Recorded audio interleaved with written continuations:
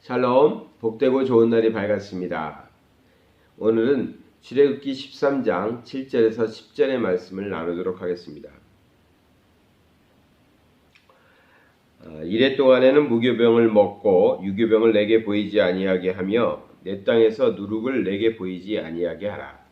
너는 그날에 내 아들에게 보여 이르기를 이 애식은 내가 애굽에서 나올 때에 여호와께서 나를 위하여 행하신 일로 말미암음이라 하고 이것으로 내 손의 기호와 내 미간의 표를 삼고 여호와의 율법이 내 입에 있게 하라.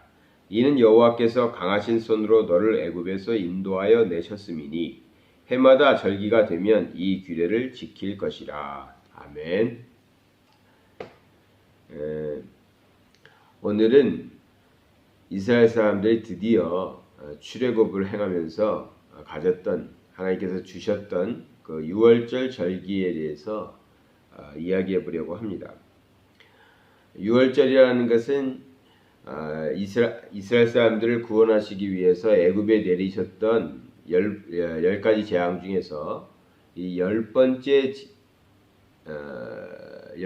재앙이었던 장자의 죽음이 이스라엘 사람들에게서는 이렇게 유월됐다, 넘어갔다, 그 재앙이 내리지 않았다 하는 것을 기념하고 또 그날을 통해서 이제 이스라엘 사람들이 드디어 애굽에서 출애굽을 하게 되죠.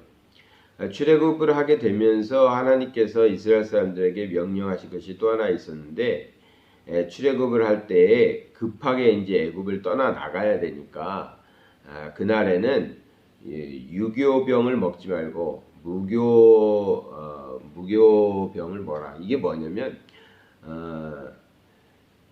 무교병이라는 게 누룩을 넣지 않았다라는 얘기입니다. 누룩을 넣지 않고 이제 발효시켜서 원래는 빵에다가는 누룩을 넣어서 발효를 시켜가지고 이게 발효가 되어 시간을 이제 두고 발효가 되면 부풀어 올라가지고 이제 빵이 되는 거 아니에요?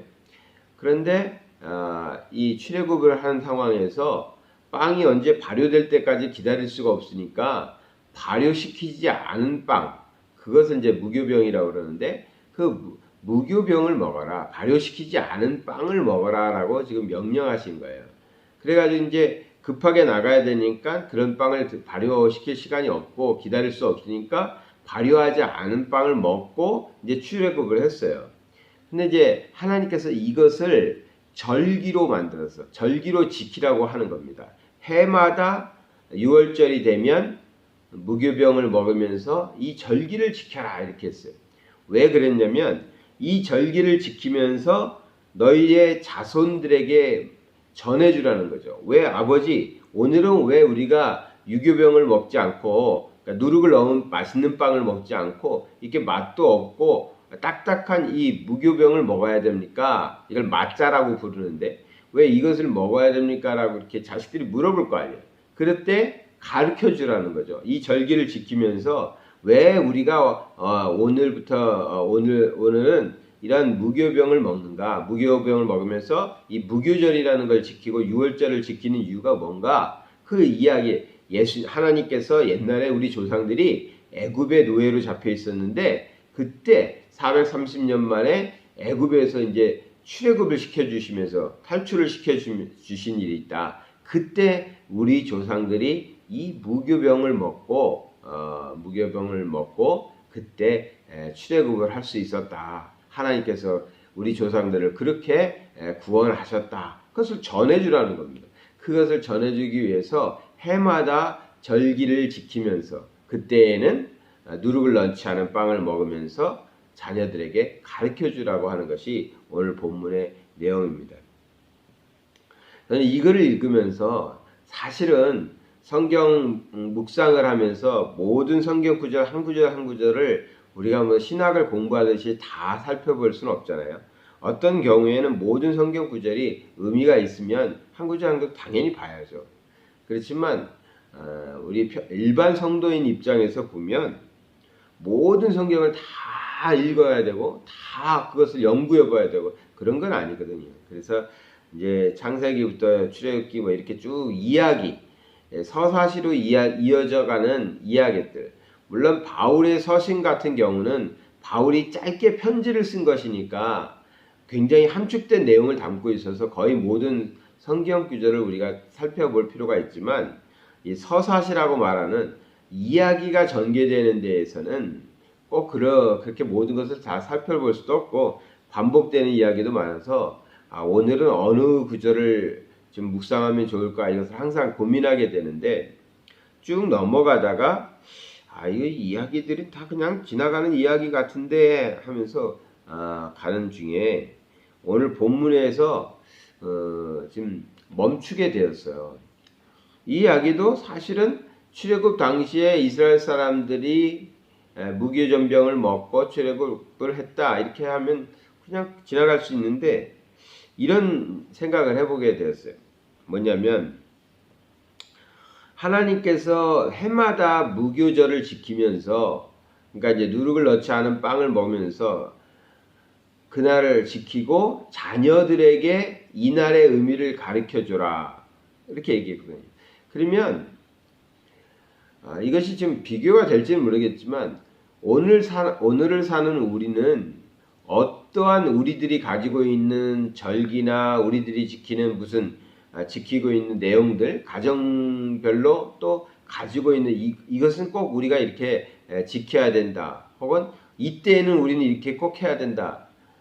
그런 것을 가지고 자녀들로 하여금 신앙교육이 되는 것이 신앙교육을 시키고 있는 것이 무엇이 있을까 하는 것을 보는 거죠.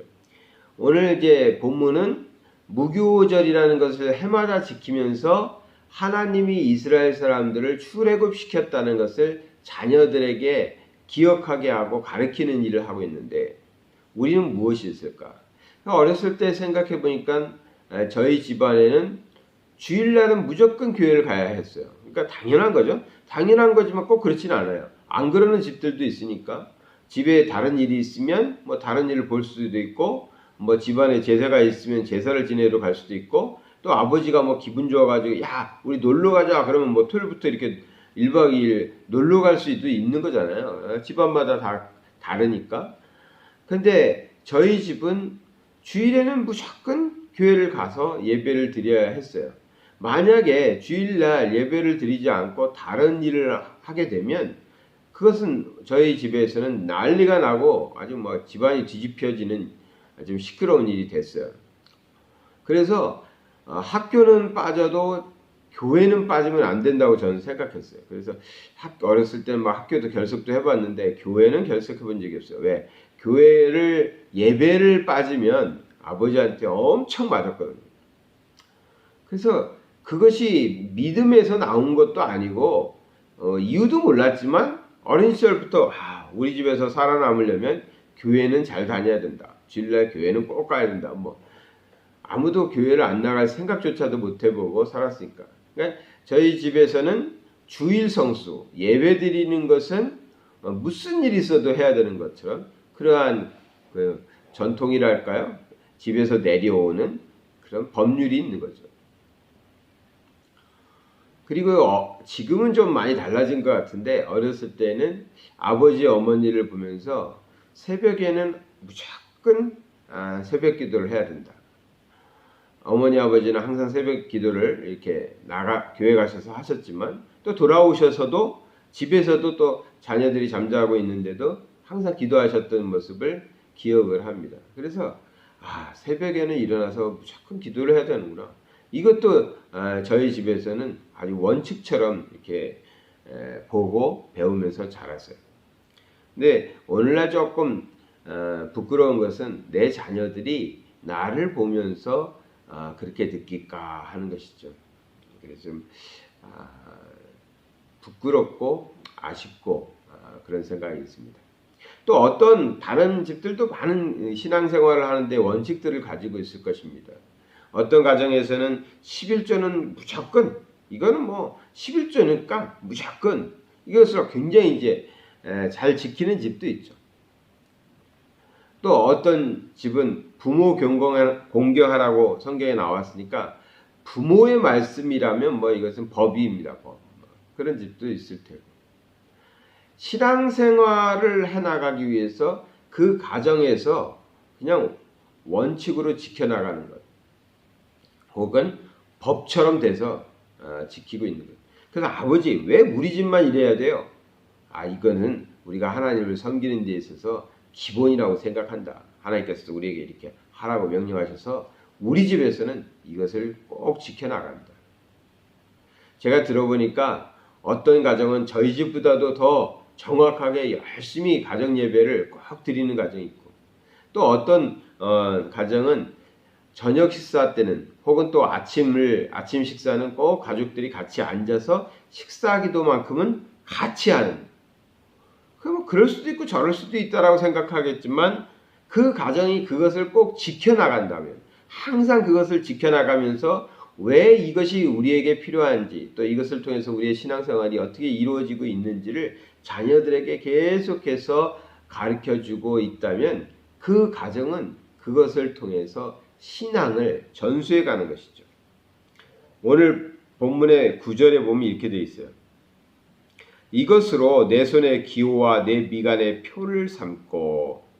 이 말은 뭐냐면 이스라엘 사람들이 무교병을 지킴으로써 항상 몸에 인이 박힐 정도로 해라는 겁니다. 그 자손들이 우리의 조상들은 하나님께서 이렇게 출애굽을 시키기 위해서 하나님께서 일하셨구나.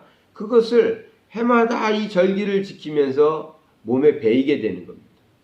우리가 신앙생활하면서 어린아이들에게 성경을 암송하게 하는 것도 그런 이유일 수 있고요.